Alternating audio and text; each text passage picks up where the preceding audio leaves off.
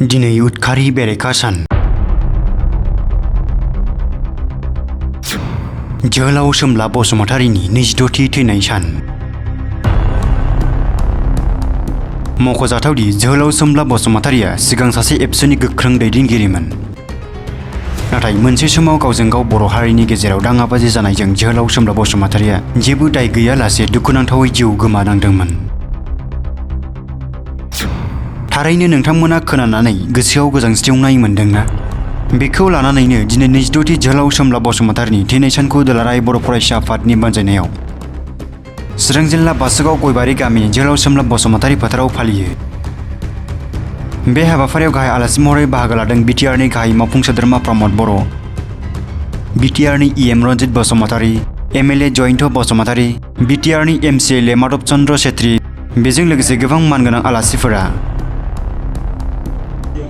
दुलाराय बर' फरायसा आफादनि बारग' आफादगिरि जोहोलाव सोमब्ला बसुमतारी सासे दाद गोसोनि आरो राफोद सिन्तानि व्यक्ति आरो माहारिबाद माहारियाव गणतान्त्रिक मोनसे थासारि फैनांगौ आरो माहारिखौ हिंसा गैयै मोनसे थासारिनि गेजेरजों बर' हारिनि गासै मोनथाय अधिकारफोरखौ लानानै थांना थानायनि मोनसे आदर्श बिथाङा दानायनि थाखाय एबसुनि आफादगिरि जाना थानाय समाव आरो एबसुनि गुबुन गुबुन समाव सोमावसारनायनि हाबाफारि मावबोदों आरो 1992 मायथाइनि दिनैनि सानाव बिथाङा खौ जिउ फोजोबनाय जादों आरो बिथांनि जि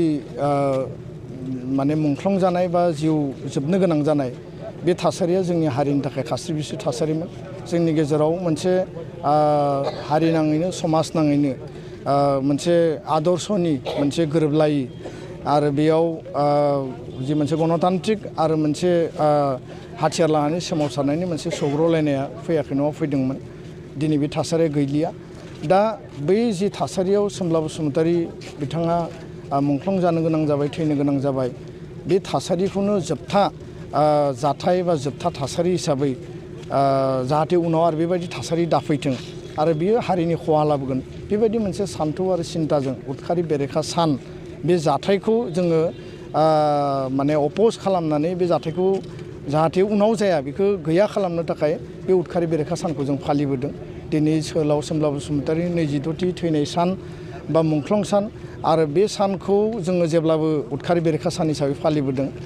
जोहोलाव सोमब्ला बसुमतारीनि जिखिनि माहारिनि सायाव हाबा मावनाय, बिथांनि माहारि अननाय, माहारिनि थाखाय थैस' थांस' गावखौ बाउसोमनाय, बे गासैबो बिथिंखौ गोजोर खालामनानै बिथांनि जिखिनि कन्ट्रिबिउसन बिथाङा गासै उदखारि हाबानि बेरेखायै बिथाङा मोनसे स्ल'गान होदोंमोन, हिंसानि हेंथायै स्ल'गान होदोंमोन आरो बेबायदि मोनसे दाद गोसोनि सासे जि दैदेनगिरि बिथांनि बे आदर्शखौ जों अराय फोथांना लाखिनांगोन आरो जोंनि इयुन जोलैया मिथिनांगोन, बिथांनि जिउ जारिमिनखौ फरायनांगोन आरो जोंनि फरायसा फरायसुलिफोरखौबो आं खावलायदों। दा बाथ्राया जाहैबाय मा जे दिनै 2020 मायथाइनि 27 जानुवारियाव एनडिएफबि मोनब्रै हानजा एबसु इउबिपिआव गोजोन गोरोबथा खालामनायनि उनाव जोंनि गेजेराव मोनसे सान्थि परिबेस गोजोना दिनै गायसनजाबाय आरो गोजोननि गेजेरजों मोनसे गोदान जों सरकार मोननो हाबाय आरो बे सरकारा जौगानायनि हाबाफारि मावगासिनो दङ। एकर्ड इमप्लिमेन्टेसननिबो खामानि बिथांमोना बिबान लानानै बिबान रुजुना मावगासिनो दङ आरो दुलाराय बर' फरायसा आफादा बर' गोरोबथानि गासै दफाफोरखौ मावफुंनायनि थाखाय सरकारजों नारसिननाय, सावरायनाय आरो गासैबो स्ट्रेटेजिखौ जों लागासिनो दङ। दा बिनि गेजेरावबो दिनै समाजाव मानसि लांखारनाय, उन्दै बैसोनि गथ'फोरखौ जिनाहारि खालामनाय, माखासे हिंसा, ड्राग्स, जौ जुवा दाबो दङ। बेआइनि अस्त्र लानानै गुलि गावलुंनाय, दाबि धमखि होनाय, फैसा खांनाय बेबायदि थासारिखौ जों गोदानै सोमजिनाय नुनो मोन्दों। दा गासै बेबायदि बेआइनि आरो समाज बेरेखा हाबाखौ जोङो मालाबाबो जोङो प्रसय होनाङा आरो जों बेखौ हेंथा खालामो, जों बेखौ अपोज खालामो। दा बेखायनो बर' हारियाव हाथियार सोमावसारनायनि आन्दलना जोबथ'बाय, खिन्थु हारियाव गोदानै जिफोर थासारि सोमजिनो नागिरदों बे जि सान्थौ आरो सिन्ता बेखौ जों गैया खालामनांगोन आरो बेबो मोनसे उदखारि खामानि होननानै जों बुंनो सानो। दा बेखायनो समाजा जयै, हारिया जयै गसंथानानै गोग्गो समाज आरो मोजां समाज दानायाव जों बयबो बाहागो लानांगोन, आं बेखौ खावलायबाय। आथिखालाव जोंनि क्लाइमेट चेन्ज जि जलबायु परिबर्तन होनना बुङो, मिथिंगायारि जि सोलायनायनि थाखाय बांद्राय अखा हानायनि बानपानि जादों, खरां जादों, रानस्रावदों आरो गरा खुरखानाय, हा गिसिखानायनिफ्राय लानानै दैमा दैसाफ्रा लोमसावनानै जोंनि गोबां मानसिया माने गाज्रि थासारियाव गोलैनांदों। दा बेखायनो जोङो जोंनि फंबाय बिनानावमोना दानि थासारिखौ जाहाथे बुजियो, बेखायनो जों दिनै सावगारि एरनाय क्लाइमेट चेन्जनि सायाव जों लादों। गोजोन्थों। आसाम सरकार सोलोंथाइ बिफाननि जिखिनि इडुकेसन बाव थाखो 6 आरो थाखो 5 बेनिफ्राय कम्पालसारि इंलिस सानखान्थि आरो लोगोसेनो 6.3 बाव बर' बिजोंनि जिखिनि गभर्नमेन्ट सरकारि खालामो बाव लेहेमा माखासे खामानि मावनाय आरो खालामा होननाय सरकारि बेफोरनि खेथ्रआव नोंथांमोना मा सिन्थाथार आरो माबायदि सुक्तिनि दफाफोरखौ मावफुंनाया सरकारनि बिबान आरो बिथांमोना मावफुङाबासिनो बेखौ खारग'नो हाया।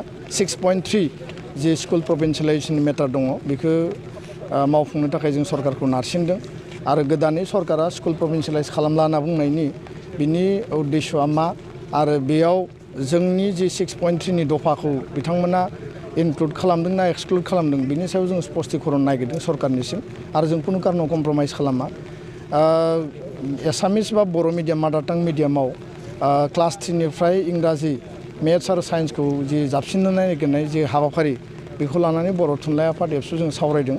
जों बिटिआर सरकारजोंबो सावरायगोन आरो आसाम साहित्य सभा आसाम फरायसा आफाद आसु बिथांमोनजोंबो जों सावरायगोन आरो बेयाव जोंनि मादार टां मिडियाम बा बर' बिमानि रावा बा मिडियामा खहा जानो हानाय जायखिजाया थासारिखौ जों मालाबा गनाया आरो बिनि थाखाय जोङो सरकारजों जि लेभेलाव जि पर्यायाव जोङो जेरैबायदि हाबा मावनांगौ आर्गुमेन्ट होनांगौ जों बिनि थाखाय हाबा मावगोन। गोजोन्थों।